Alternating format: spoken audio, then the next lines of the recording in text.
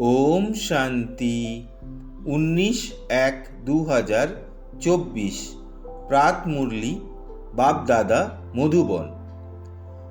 বাবা আজকে বললেন, মিষ্টি বাচ্চারা সর্বদা আনন্দে থাকো আর অন্যদেরকেও আনন্দ দাও।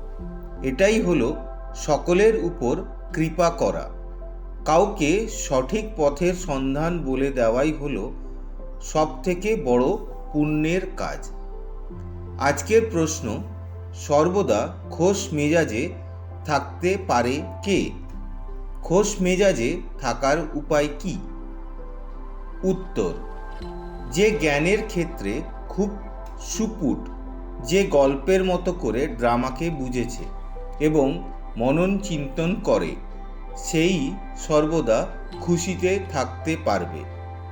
খুশিতে থাকার জন্য সর্বদা বাবার শ্রীমত অনুসারে চলতে থাকো।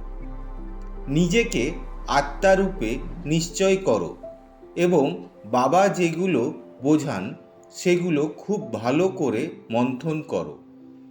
বিচার সাগর মন্থন করতে করতে মেজাজ খুশিতে ভরপুর হয়ে যাবে। ওম শান্তি। ধারণার জন্য মুখ্য সার। 1 নম্বর, বিচার সাগর মন্থন করে অসীম খুশিতে থাকতে হবে। অন্যদেরকেও রাস্তা বলে দিয়ে তাদের কল্যাণ করতে হবে। সঙ্গদোষের প্রভাবে প্রভাবিত হয়ে কোনো খারাপ কর্ম করা উচিত নয়। 2 নম্বর, মায়ার দুঃখের বোঝাকে সরানোর জন্য মিলিতভাবে প্রচেষ্টা করতে হবে। সেন্টার খোলার মাধ্যমে অনেকের কল্যাণের নিমিত্ত হতে হবে। আজকের মধুর বরদান হলো, নিজের বাণীর ভ্যালুকে বুঝে তার ইকোনমি করে মহান আত্মা ভব। যেমন মহান আত্মাদের ক্ষেত্রে বলা হয় সত্যবচন মহারাজ, সেই রকমই তোমাদের বাণীও সদা সত্যবচন, অর্থাৎ কোনো না কোনো প্রাপ্তি করানোর বচন হবে।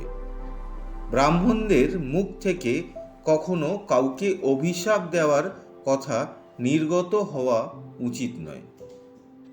সেই জন্যই যুক্তিযুক্ত কথা বলো আর কাজের কথা বলো। কথার ভ্যালু বোঝো। শুভ শব্দ, সুখ প্রদানকারী শব্দ উচ্চারণ করো। হাসি ঠাট্টার কথা বলো না। বাণীর ইকোনমি করো, তবে মহান আত্মা হয়ে উঠবে। আজকের স্লোগান হলো, যদি শ্রীমতের হাত সদা সাথে থাকে তাহলে সমগ্র যুগ হাতে হাত দিয়ে চলতে থাকবে। শুক্রিয়া বাবা। ওম শান্তি।